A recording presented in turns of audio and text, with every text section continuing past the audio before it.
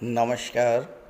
मैं वीके शास्त्री अपने चैनल के माध्यम से आप सभी दर्शकों का बहुत बहुत स्वागत करता हूं।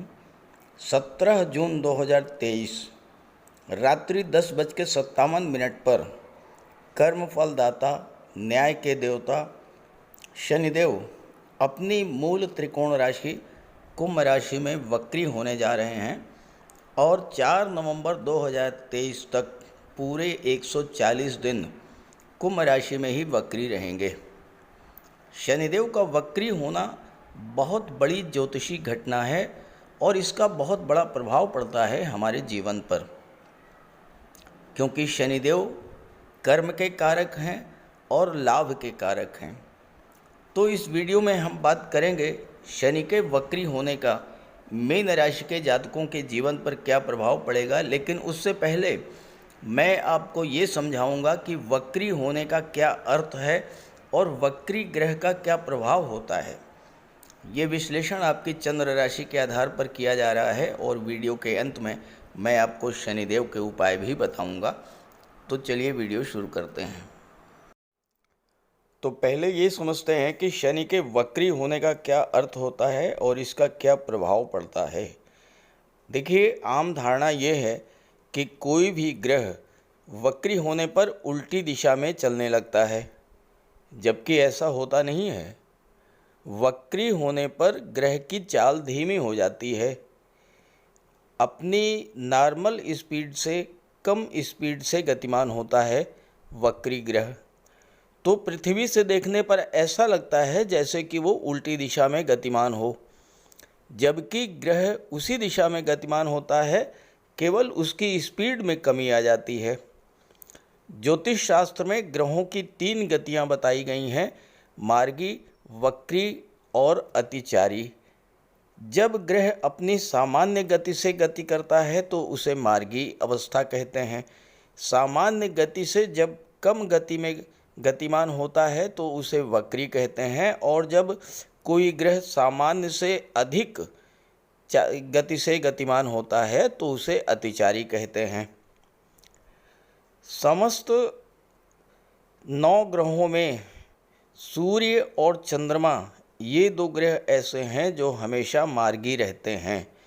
ये अपनी गति में परिवर्तन कभी नहीं करते हैं, जबकि राहु और केतु हमेशा वक्री रहते हैं।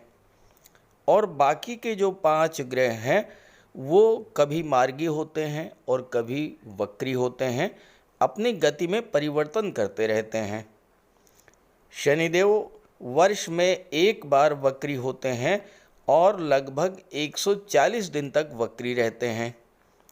मंगल वर्ष में नहीं बल्कि 2 वर्ष में एक बार वक्री होते हैं और पूरे 76 दिन तक वक्री रहते हैं। शुक्र वर्ष में एक बार वक्री होते हैं 45 दिन के लिए, और देवगुरु बृहस्पति वर्ष में एक बार वक्री होते हैं 123 दिन के लिए। जबकि बुध एक ऐसे ग्रह हैं जो कि एक वर्ष में 3 बार वक्री होते हैं और हर बार 23 दिन तक वक्री रहते हैं। तो ये तो हुआ वक्री होने का अर्थ। अब इसका प्रभाव क्या पड़ता है। देखिए, जब कोई भी ग्रह वक्री होता है तो पृथ्वी से उसकी दूरी कम हो जाती है और सूर्य से उसकी दूरी बढ़ जाती है। पृथ्वी से निकटतम होने के कारण वो ग्रह अपना पूरा प्रभाव देने में सक्षम होता है, उसका चेष्टा बल बढ़ जाता है। वक्री ग्रह पृथ्वी से सर्वाधिक निकट होता है और उस पर किसी भी अन्य ग्रह का कोई प्रभाव नहीं पड़ता है और इसलिए वो ग्रह पूरा फल देने में सक्षम होता है। तीसरी जो महत्वपूर्ण बात है वो ये है कि वक्री ग्रह जिस भाव में गोचर करता है उससे एक भाव पीछे का भी फल प्रदान करता है, और इस तरह से वक्री होने पर कोई भी ग्रह उच्च के समान फल देने में सक्षम होता है।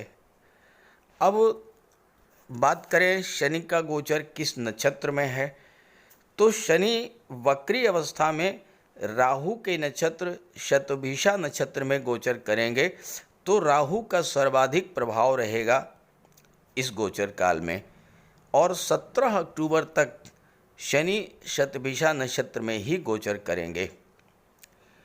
जो राशियां शनि से प्रभावित हैं या जिन पर शनि की 7.5 या ढैया गतिमान है, वो राशियां इस गोचर से विशेष प्रभावित होंगी। जैसे मीन राशि, कुंभ राशि, मकर राशि या तुला राशि, या जो वो राशियां जो कि शनि के मित्र ग्रहों की राशियां हैं, वृषभ, कन्या, मिथुन या तुला, या फिर वो राशियां जिनके जीवन में शनि या राहु की महादशा, अंतर्दशा या प्रत्यंतर दशा गतिमान होगी, वो राशियां शनि के वक्री होने से विशेष रूप से प्रभावित होंगी। अब आइए बात करते हैं अलग अलग राशियों पर इसके प्रभाव के बारे में। तो ये है मीन राशि के जातकों की कुंडली।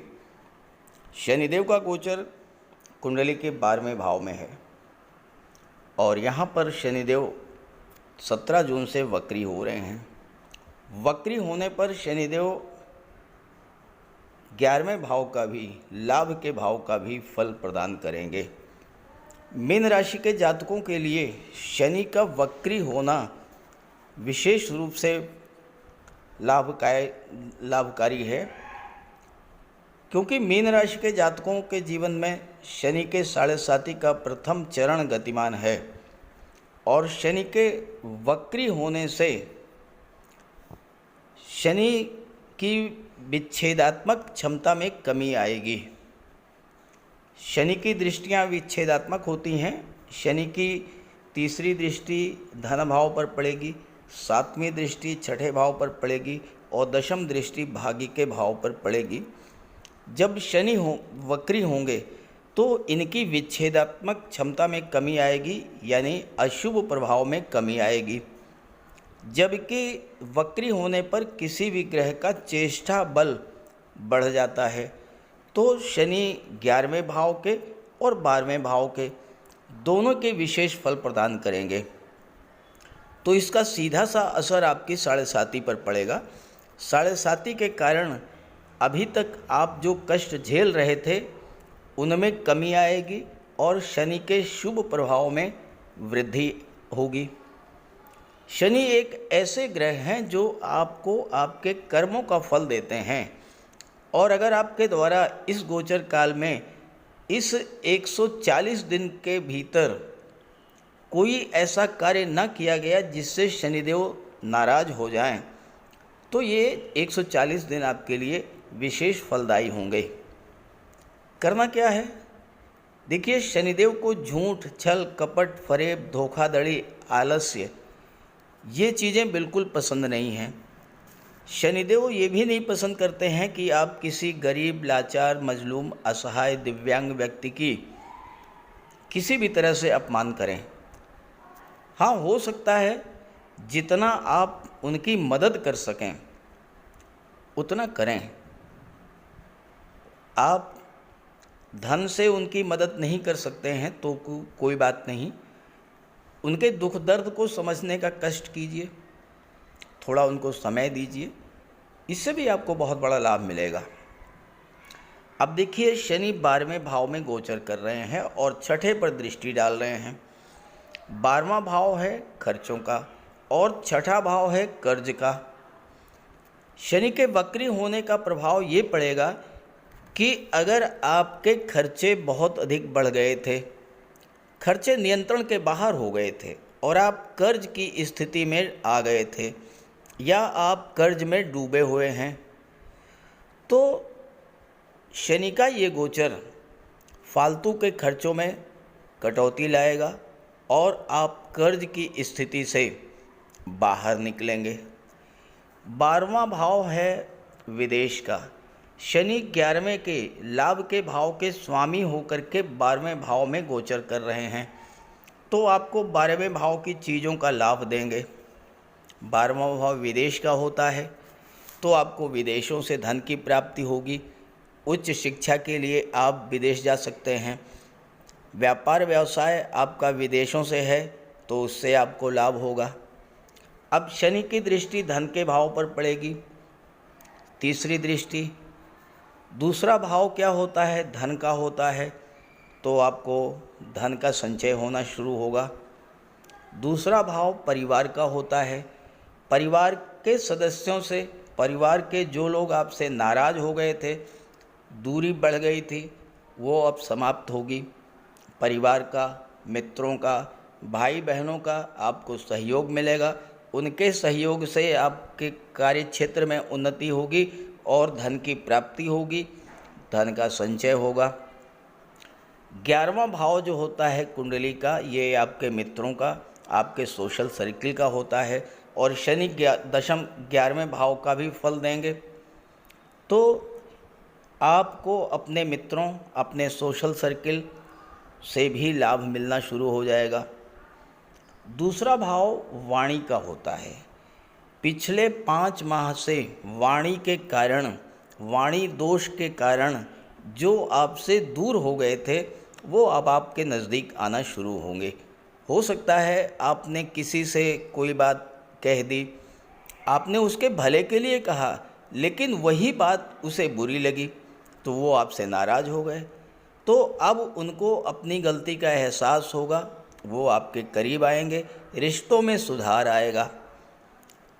दूसरा भाव धन का होता है। अब पैसा आपका टिक नहीं रहा था, धन का संचय नहीं हो रहा था, तो शनि के वक्री होने से अब धीरे धीरे धन का संचय होना शुरू हो जाएगा। पारिवारिक जीवन में या दाम्पत्य जीवन में वैचारिक मतभेद के कारण अगर दूरी बन रही थी, तो वो दूरी दूर होगी और संबंधों में मिठास आएगी। शनि विवाह को डिले करा देते हैं, लेकिन वक्री जब होंगे तो विवाह के रिश्ते आना शुरू हो जाएंगे, अच्छे से अच्छे रिश्ते आएंगे और आपका विवाह तय हो जाएगा। शनि वक्री अवस्था में 11वें भाव को मजबूत करेंगे, लाभ के भाव को मजबूत करेंगे। तो जिन जातकों की आय में कमी आई थी या आय के स्रोत ही बंद हो गए थे, जैसे नौकरी छूट गई या व्यापार में मंदी आ गई, तो वो समस्याएं भी अब आपको दूर होंगी, आय बढ़ेगी, आय के नए नए स्रोत बनेंगे, व्यापार से लाभ होना शुरू हो जाएगा, नई नौकरी मिल जाएगी। शनि की दृष्टि दशम भाव पर, भाग्य के भाव पर पड़ रही है। पिता से संबंध अगर खराब थे तो संबंधों में सुधार आएगा। गुरु से, अपने बॉस से, अपने सीनियर से अगर आपके रिलेशंस खराब हो गए थे, उनसे सुधार होगा, उनका मार्गदर्शन मिलेगा, कार्यक्षेत्र में उन्नति होगी, धन का लाभ होगा। भाग्य भाव पर दृष्टि पड़ने से अब आपको भाग्य का भी साथ मिलना शुरू हो जाएगा। आपके रुके हुए कार्य बनने लगेंगे। कोई पैसा आपका रुका हुआ था, कोई पैसा आपका फंस गया था, वो पैसा भी आपको मिल जाएगा। शनि 12वें भाव में वक्री हो रहे हैं। आपके मन में बहुत दिनों से विदेश जाने की इच्छा थी, लेकिन वो इच्छा पूरी नहीं हो रही थी, अब आपकी वो इच्छा भी पूरी होगी। शनि की दृष्टि दूसरे भाव पर और शनि की दृष्टि छठे भाव पर। दूसरा भाव परिवार का होता है, छठा भाव शत्रुता का होता है। आपके परिवार के लोग ही आपके कारण शत्रु बन गए थे, अब उसमें सुधार आएगा। आपके परिवार के लोग धीरे धीरे आपके पास आने लगेंगे। कोई आपने कर्ज लिया था या कोई कोर्ट कचहरी का मैटर चल रहा था, उन मामलों में भी आपको राहत मिलेगी। अगर आप गवर्नमेंट जॉब में थे, ट्रांसफ़र चाहते थे, घर के पास आना चाहते थे, तो आपकी ये इच्छा भी पूरी होगी। आपका प्रमोशन ड्यू था तो प्रमोशन भी आपका हो सकता है। ससुराल पक्ष से आपको लाभ मिलेगा इस समय, चूँकि अष्टम के स्वामी हैं शुक्र, जो कि शनि के परम मित्र हैं। बुध चतुर्थ भाव के स्वामी हैं, जो कि शनि के मित्र हैं। ऐसे में भूमि भवन संबंधी कोई समस्या थी वो दूर होगी। आपने मकान बनवाना शुरू किया था, किसी वजह से उसमें बाधा आ गई थी, मकान नहीं बन पाया था, वो बाधा दूर होगी और आपका मकान बन जाएगा। सबसे जो बड़ी बात है कि साढ़े साती के कारण जो अकेलापन, तनाव, डिप्रेशन आपके अंदर आ गया था वो समाप्त होगा। आपको ये लग रहा था कि आप बिल्कुल अकेले हो गए हैं, कोई आपके साथ नहीं है, तो आपके मन की ये जो समस्या है ये दूर होगी। साढ़े साती के कारण आपके मान सम्मान में जो कमी आई थी, आपको जो अपयश, अपमान झेलना पड़ा था, वो सब दूर होगी। 12वां भाव नींद का होता है, शैया सुख का होता है। तनाव और डिप्रेशन के कारण नींद ना आने की जो समस्या आपके जीवन में आ गई थी, वो समस्या भी दूर होगी। आपके स्वभाव में एक अजीब सा रूखापन, चिड़चिड़ापन आ गया था, वो भी दूर होगा। आपका आत्मविश्वास बढ़ेगा। शनि कर्म के कारक हैं, वक्री होने पर आपके जो भी काम रुके हुए थे वो सारे काम अब बनना शुरू हो जाएंगे। इन 140 दिनों में आपको आपके पिछले दिनों में किए गए संघर्ष और परिश्रम का फल मिलना शुरू हो जाएगा। तो शनि का वक्री होना मीन राशि के जातकों के लिए तो बहुत ही सकारात्मक परिवर्तन लेकर के आ रहा है। इस गोचर काल का, इन 140 दिन का पूरा लाभ उठाएं। और अगर आपके जीवन में शनि की महादशा चल रही हो, शुक्र की महादशा चल रही हो, राहु की महादशा चल रही हो या बुध की महादशा चल रही हो, तो आप शनि का उपाय अवश्य कीजिएगा। बात करते हैं शनि के उपायों पर।